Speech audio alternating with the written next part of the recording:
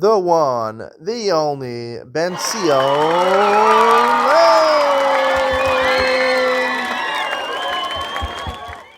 Good morning and welcome to Yeshiva YouTube. Just Daf It Gittin, Daf Ayin Aleph, number 71.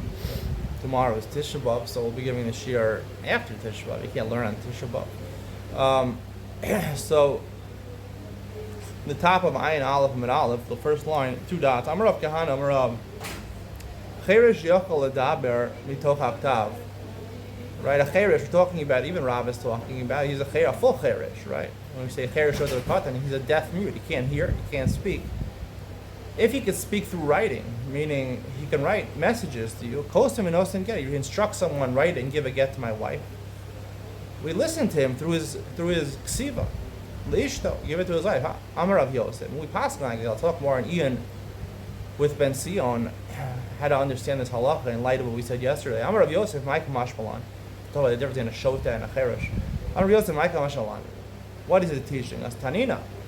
We learned it on Mishnah. The shtatek, if a person became mute, he can't speak. Amrulo, they said to him, should we write a get to your wife? He nodded his head. You check him 3 times. Even Amar lav al hein, he factually checked out. Right? His lav, when he said something, the answer was no. He said 3 times. 3 times he said yes. You write again and you give it. Amar Reb Zera said, our mission is not a proof. Ilem ka'amris. Our mission is talking about someone who could hear, he just couldn't speak. Shiny Elam. And Elam is different. He's not considered a complete shota. The Sanya Medaber in a Shomeya Zehu Cheresh. A Cheresh who speaks but he can't hear, that's considered deaf. Shomeya Ve'eno Medaber Zehu Elam. That's technically is called an Elam. A Cheresh in all the Gemara is he can't do both. Right? He's not included in Cheresh of a Katan where they don't have das. They're considered to have das. The Medaber of Enisham Zel Cheresh. How did the Gemara just question this? How do you know if you could speak but you can't hear? That's literally colloquially called someone who's deaf. Shomeyav and Medaber Zel Elam is called an Elam. D'chsiv, if he could speak, if he could hear but he can't speak, it's called an Elam. D'chsiv, Anika Cheresh la'eshma v'kilim la'yiv d'chpiv. The pasuk says, I am like, you made me like a person who's deaf, I can't hear. And in Elam, I can't open my mouth. Another way of proving Elam means you can't speak. Damri inshi ishtakel melule. They say about a person who can't speak, ishtakel, his words, melule, his words were taken out of his mouth. Aleph, mem lamed, aleph from ishtakel, and mem lam from melule forms the word Elam. Amar Reb Zera. So Reb Zera's rebuttal was refuted. Now the Gemara Reb Zera has a different question. I have a different question on Rab. The Sanya, the Bryce says in Lo Yagid. Prat le'ilam. This pasuk is talking about shua sa'edus. Right? You basically tell someone, I make you take a shua that you don't know edus for me. I want someone to testify for me. If you know edus for someone, you have to testify for them. I can make that person take a shua that he says, I don't know edus for you. I didn't see what happened. You can make him take a shua. If he lies, if he's proven wrong, then he has to bring a certain korban. But the pasuk says lo yagid. He doesn't tell. Prat le'ilam shani yachal hagid. In Elam, who can't speak, he's excluded from the parsha of shua sa'edus. If it's like Rav, that writing is sufficient, right? He can speak through writing. Amrle Abaye, Edus Kamers. Abaye says to Reb Zera, you talk about Edus, shiny Edus, the Rahman Amar PM It says by Edus in the Torah, it has to be from their mouths. Even though technically it suffices to prove that he wants to give a get, it works for Gittin, but when it comes to Edus, testimony, it has to be spoken word, it can't be written. Macy based, the Gemara challenges this. This is really true by Edus. You can't write. It's just like our Mishnah says, you can check to see if he really wants to write a get by having him nod his head. Also for transactions, right? Doing business transactions. And for Edus. So the Yerushos. One of the things it says is Edus. Amar Rav Yosef Bar Menyumi, Amar Rav Sheshes, Edus Isha. The Edus that the Bryce is talking about is testimony that a woman's husband died, which is only the Rabbanan, right? Because there's a Doraisa, we assume Daiko Mitzvah. She checked it out very well. The Edus is only needed to corroborate the Rabbanan, and therefore they allow Ksav over there. Haksani Yerushos. Doesn't that mean that he's testifying that someone that belongs to him in Yerusha? Amar Rabbi Yavo, Yerusha's b'no b'chor. No, it's talking about a father who, even though the b'chor normally gets pishnayim, he gets double portion inheritance. the father has the right for him to say, no, he should only get a single portion. That's not an edus, that's just an action of the father. He can do it from the ksav. He can do it through writing. Kasani miyad l'maselos l'matanos. My love la'alma. It says business transaction. Isn't he witnessing and testifying about business transaction? He can write. Lo, l'dide. He's talking about for his own personal transactions, right? He could write in and tell us what he wants. Meisive, another question. By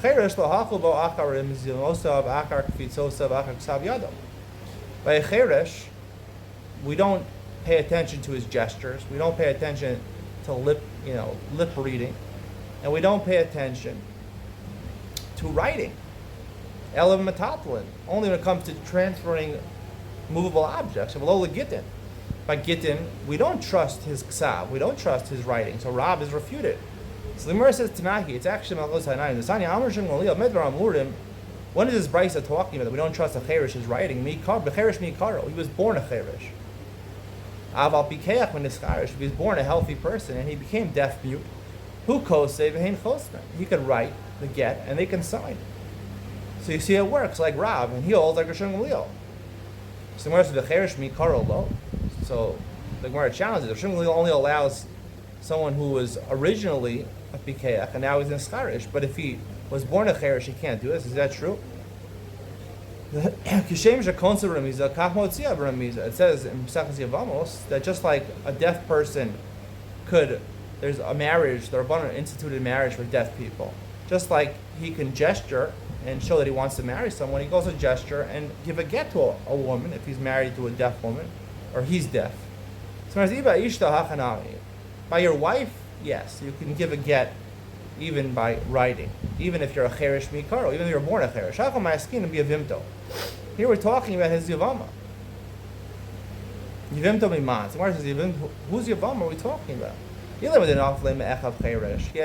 he's a cheresh. He's a deaf mute, and his brother's also a deaf mute. They both had marriages that are born. Okay, shem shek nisasa b'remiza kakas yasa remiza. We know that just like he can marry her and do yibum to her by gesturing, so too he can get rid of her through a miza. It must be his deaf brother, but his brother is mentally competent. His brother is not deaf. So therefore, in that case, we say that only that by your wife, even if you're a complete cheresh, what we're talking about a pikeach when it's charish is better. That's only regarding to a yavama. Because when he was married to the Yavama, when he married her, it was a full marriage because he was Pikeach. And then he became Cheresh. So it's only by a Yavama the halacha applies. But by a woman, a Cheresh Mikaro would be able to do these things. By Yisema, the Gemara has an alternative answer. Really, it's two brothers that are Charashim, married to other. Even though technically it should be allowed, right? The marriage is only Rabbanan, and should be able to do Yibam either Rabbanan with a Chareshet, a woman who's a Chareshet, or his brother's a Cheresh. Still, where goes there, we don't allow him to do that because we're worried about getting confused when his brother's a Pikeach. And therefore, that's a marriage Yibam Doraisa, and he's not eligible for Yibam Doraisa. Ihachi Ishto Nami. So why don't make Xera by a wife also? A wife also. Yivimta Michlafa.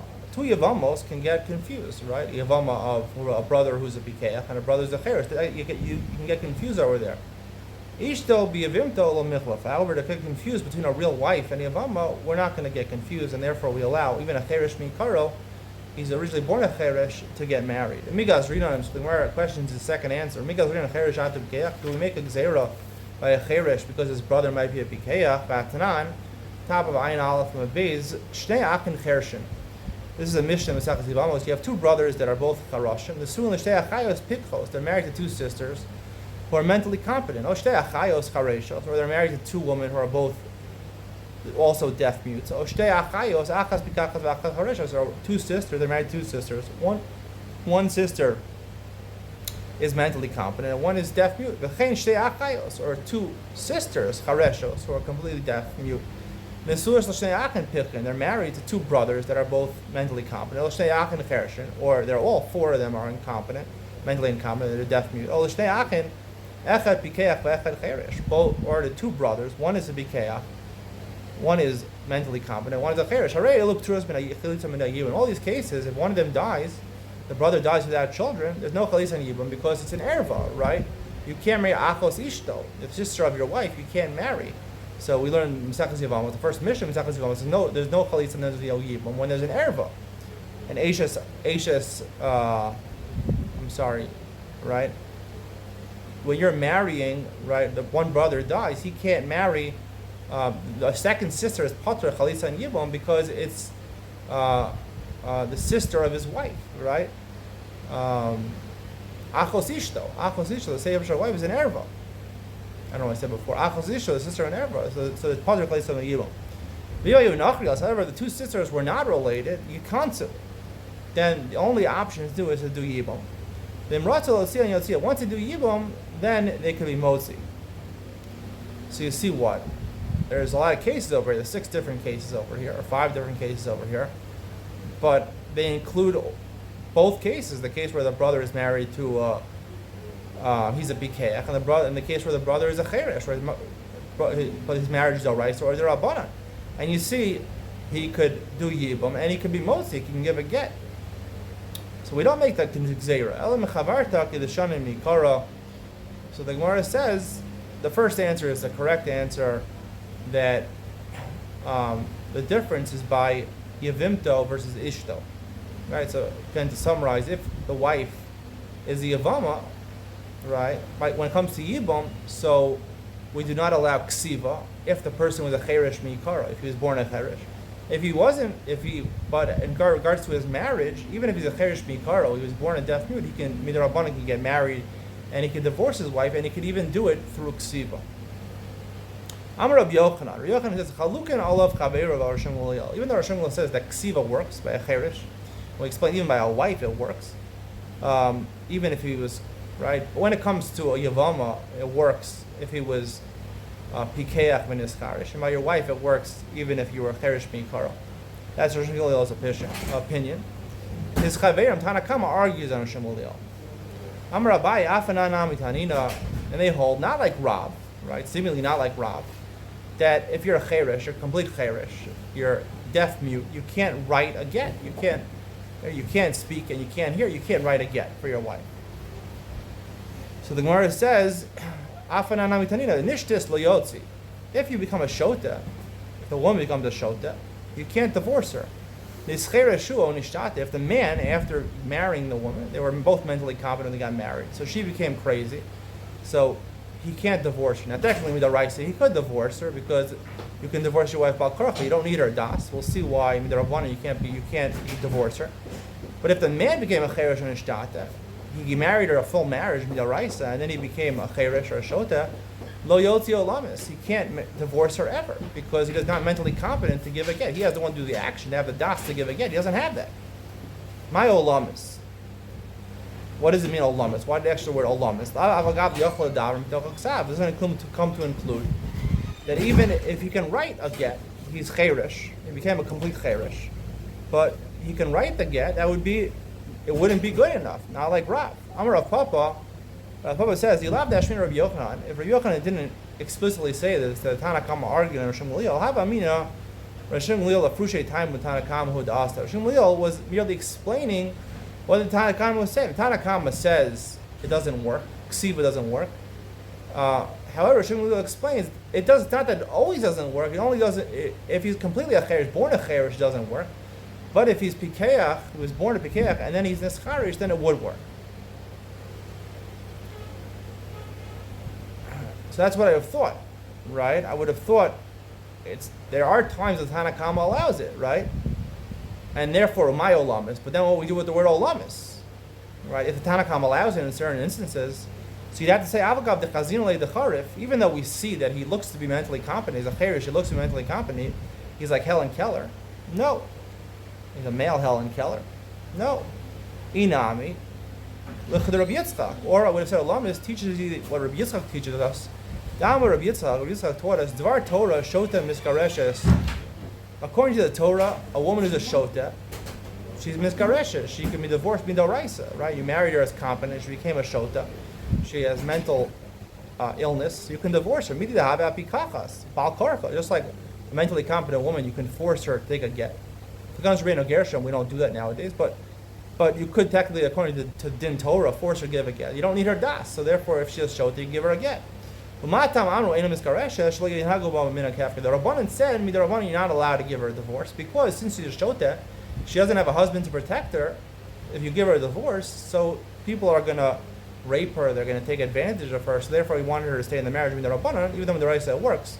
So what does Alamis teach me? Alamis teaches me that as opposed to a woman who becomes a shota, right? Midol Raisa it works. A man who becomes a shota after he gets married or becomes a cheresh, that doesn't even work Midol Raisa. He can't divorce from Midol Raisa as opposed to the woman where it's the Rabbanan. The Mishnah says, Amru lo, they said to him, people were concerned, this person might want to give a get to his wife. So they said to him, Nichtav get l'ishtach, I should write a get to your wife. But Amar lahen, he said to them, Ksovu. He said, write it. So then these two people who asked him, Amru l'sofer, they appointed a scribe, V'kasav, he wrote a get. Well, the Eidim v'chasmu, these people spoke to other Eidim, and they said, you should sign it. Then the Sofer went and wrote it, and they signed it. V'nasnulo, they gave it to the husband. V'chazer v'nasnula, and then he gave it to the wife. Hareya get batel. The get is not a good get. Actually, the Sofer ksovu le'edim chasomu. He has to specifically say to the Sofer to write, and to the Eidim chasam, to tell someone to write a get, and then he tells it to someone else. That's an issue of mili. Mili, lemimsar and l'shliach, right? To machlokes or Meir and Rabbi Yossi, we'll talk about it in a second. But generally, we pass the Rabbi Yossi. Mili lo lemimsar and l'shliach. If I tell him to do something, he can't tell someone else to do it. Either he does it or no one else does that. So the Gemara says, time with the lo amar tznu. At least from the Reisha of the Mishnah, right? It seems the reason, not because of mili, it's a different reason. He only told him right. He didn't say give it, right? He didn't say give it. If he would have said give it, it would have worked. Ha amar tznu, he would have said give. No, then they could have given it. Mani, Rav Meir, this reflects the opinion of Rav Meir. The amar mili mimsar and l'shliach. The problem of mili would not be a problem over here. The problem is he didn't say, he only said right, he didn't say to give it. Ema seifa, but say the end of the Mishnah. Yomar l'sofer ksovel edim chasom. Specifically, he has to tell the scribe to write it and the edim to sign. Asan Rabbi Yossi, sounds like Rabbi Yossi, the amar mili mimsar and l'shliach. The problem is they didn't tell them. He told one person, they told someone else. Reisha and Meir, but say for Rabbi Yossi, is it possible at the beginning of our Mishnah is Rabbi Meir, and then in the Mishnah of Rabbi Yossi, we don't like to say Mishnayos reflect two different opinions, especially when they argue with each other. So the Gemara first answers in Reisha said Rabbi Meir, but say for Rabbi Yossi. The easy answer is to say, yeah. It happens to be that Mishnah is divided. It's a machlokas. Rabbi Meir says the first halacha, and Rabbi Yossi says the second halacha. Abaye Amar, no. Kula Rabbi Meir. The entire Mishnah reflects the opinion of Rabbi Meir. And the reason it doesn't work in the Reisha is he didn't say Tanu. And in the Seif also, because it doesn't say Tanu. Right? He didn't say Tanu. And that's the reason for the Reisha in the Seif. Why does the end of the Mishnah say, right? It should say, until he says Tanu. That's the reason and then the Mishnah. As the Gemara retracts, maybe we're talking about the Lamar Lebeit Tlasa. Even Rav Meir, who says that Mili Mimsar L'Shliach, you have to actually say to a basin. You can't tell two people, you have to tell three people. And then once they're appointed to basin, they can tell someone else. So the Gemara says, if that's true, it shouldn't, instead of saying, until the husband specifically says instructions to the scribe and to the Edom to sign, it should say until he tells a basin of three. But it didn't say that. So it's hard to say the entire Mishnah reflects the opinion of Rav Meir. We're going to stop over here. The Gemara retracts now. We're going to try to offer the possibility that the entire Mishnah reflects the opinion of Yossi. It's a longer discussion, so we'll save it for tomorrow night after Tisha B'Av, after the Gula comes and Mashiach comes tomorrow, or tonight. Stay tuned for Yonat Ben Sion, where I talk about what comes out of the halacha. The halacha is basically possible like Rav. Rav says, if he's a cheresh, he could write either instructions to write a get and give it to his wife, or he could write the get and give it to his wife. How is he allowed to do it? The cheresh has no das. Rav says the cheresh can do this. His ksav is good. What makes the question even stronger is that the Gemara seems to conclude it's a machlokas Rosh Gamliel and the Tana Kama. And we usually pass like the Tana Kama. The Tana Kama does not allow the ksav, so how can we pass like Rav? And even if we did pass like Rosh Gamliel, it sounds like we only pass like that way if he was pikeach v'nischarish, if he is mentally competent nischarish. And a fourth question is how do we align the psak halacha of Rav with yesterday's Gemara, where the Gemara says that someone is delusional, right? Rabbi Yochanan himself said, if he's delusional, we pass him to Rabbi Yochanan.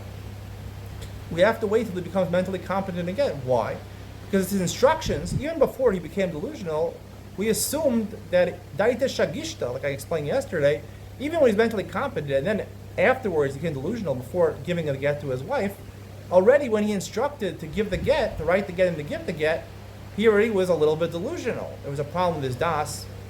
Here it seems to be there's no problem. You're a cheresh. You have no mental competence at all. Eino medaber, eino shomea. Nonetheless, you could write instructions to give a get, or you could write the get and give it to herself. How could that be? If he's lacking das, he's lacking das. What is the difference between a shota and a cheresh? I'll talk about das and cheresh shota v'kata and Ian with Ben Sion coming up next.